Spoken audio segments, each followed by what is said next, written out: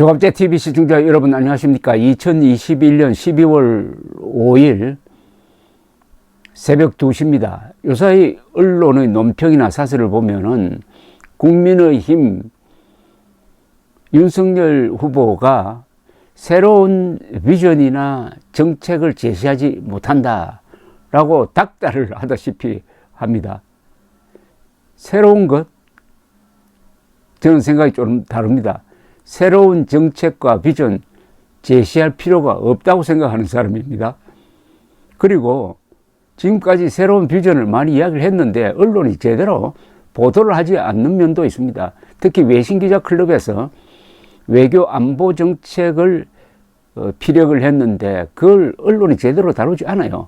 그 내용을 보면은 지금 문재인 정권이 망치고 있는 이 북한의 핵정책, 한미일 동맹관계 등에 대한 확실한 비전과 정책을 제시한 바가 있습니다. 그런데 언론이 안보 문제에 대해서는, 이념 문제에 대해서는, 북핵 문제에 대해서는, 대북 문제에 대해서는 애써 눈을 감고 있으니까 중요한 정책 비전을 발표를 해도 그 가치를 알아주지 못하고 이렇게 닥달만 하고 있는데, 저는 새로운 정책 비전 제시 안 해도 윤석열 후보는 충분히 이 선거판을 끌고 가고 있다고 생각합니다. 그 이유는 이겁니다. 문재인 정권이 지난 4년여 동안 망친 부분이 너무나 많아가지고 그 하나하나를 바로잡기만 하면 됩니다. 이 망친 것을 바로잡는 게 더 어렵습니다. 집을 하나 무너뜨리려면은 뭐 한 몇 초면 됩니다만은 그것을 바로 세우려면은 몇 개월, 몇 년 걸릴 수가 있습니다. 그러니까 다른 새로운 정책 고민하지 말고 지난 4년여 동안 문재인 정권이 무너뜨리고 거꾸로 뒤집어 버린 거, 요거 바로 세우면 됩니다. 제가 메모만 해도 한 20개 정도가 나옵니다. 첫째, 탈원전 정책을 폐기해야 합니다. 그리고 원전 산업을 재건해야 됩니다. 이미 그런 의견을 발표한 바가 있습니다. 이걸 근사하게 포장을 해가지고 국민들에게 알기 쉽게 설명하면은 이게 새로운 정책이 되고 새로운 비전이 되는 거죠. 그 다음에 북한이 두 번째입니다. 북한이 이미 무시한 9.19 군사 합의를 폐기를 해야 됩니다. 9.19 군사 합의는 김정은이가 이미 무시를 해버렸습니다. 해안포 서해안에서 해안포 사격을 못하게 했는데 직접 가가지고 해안포 사격을 하는 등등. 그리고 9.19 군사 합의의 기본 정신은 북한이 핵을 폐기한다는 것을 전제로 하지 않습니까? 핵 폐기하지 않았잖아요. 세 번째, 문재인이 지은 대한민국의 생일, 즉 건국기념일을 회복해가지고 1948년 8월 15일을 건국절로 기려야 한다는 새로운 정책을 천명하면 됩니다. 네 번째, 태양광 발전 정책을 축소하거나 폐기해야 합니다. 태양광 발전이 이 수익성도 거의 없을 뿐만 아니라 온 산야를 지금 뒤집어 엎고 있습니다. 이것은 지금 전 인류적 문제가 된 지구온난화에도 역행하는 겁니다. 그 다음 다섯 번째, 반국가적 국사교과서를 정상화해야 합니다. 이 부분은 박근혜 정부 때 만든 국사교과서를 채택하는 걸로 하면 아주 쉽게 됩니다. 여섯 번째, 한미일 동맹을 복원하고 한미동맹 해체로 가는 종전선언을 반대한다는 정책을 피력하면 됩니다. 종전선언은 한미동맹 해체하자는 겁니다. 종전선언 반대, 얼마나 중요한 정책입니까? 일곱 번째, 공수처 폐지를 해야 됩니다. 그리고 사법부의 독립을 보장하면 됩니다. 이게 새로운 정책 아닙니까? 여덟 번째, 국정원의 간첩 수사 기능을 복원하고 경찰의 공안 기능을 강화해야 됩니다. 아홉 번째, 소득주도 성장이라는 이 말도 아닌 정책을 반대로 돌리면 됩니다.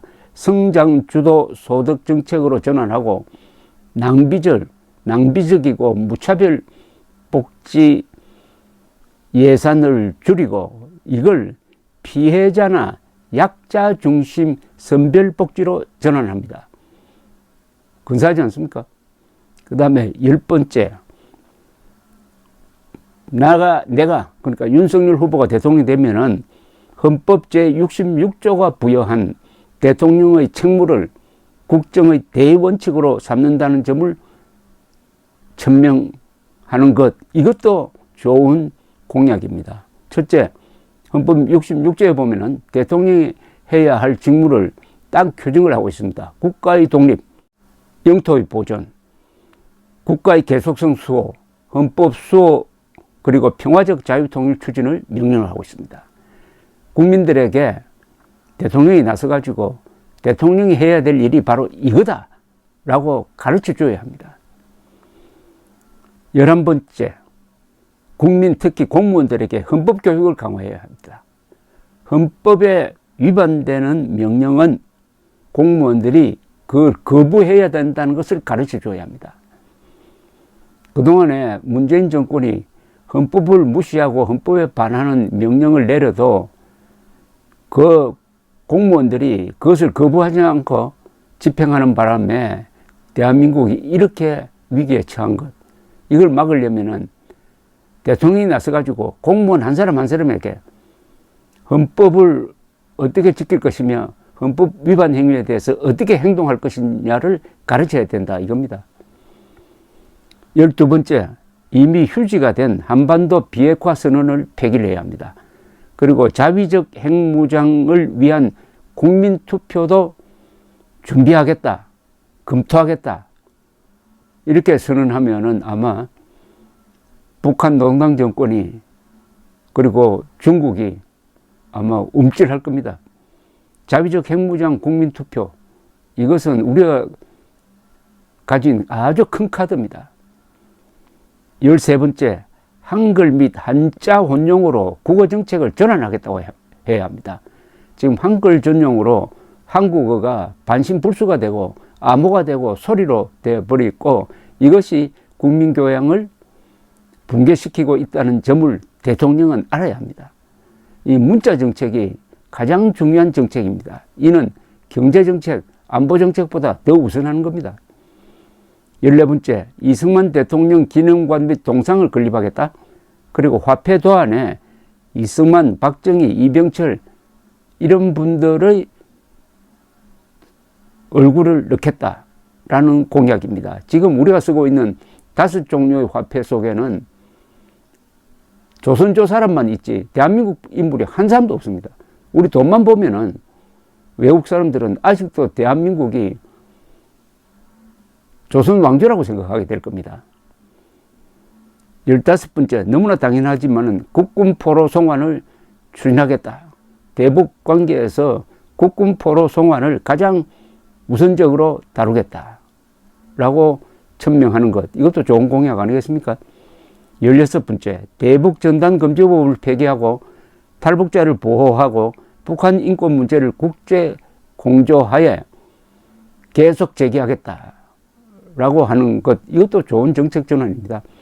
17번째, 국가반역범죄 합동수사본부를 설치를 해가지고 상시 운영하겠다. 18번째, 6.25 남침, 천안함 폭침 등 북한 노동당 정권 범죄 비호자를 처벌하는 처벌법을 제정하겠다. 19번째, 전시작전권 전환 지금 협상을 하고 있는데 이거 폐기하겠다. 그래 해서 한미동맹을 강화하겠다. 20번째, 민노총 정교조에 대한 특혜를 배제하겠다.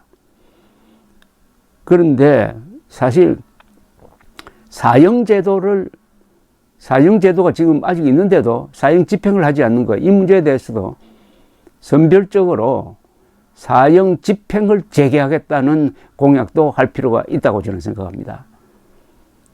얼마나 더 많습니까? 이 중에서 골라서 해도 앞으로 넉 달 동안 발표할 시간이 모자랄 정도입니다. 문재인 정권이 망친 것 바로 세우겠다는 공약으로 충분하다고 저는 생각합니다. 감사합니다.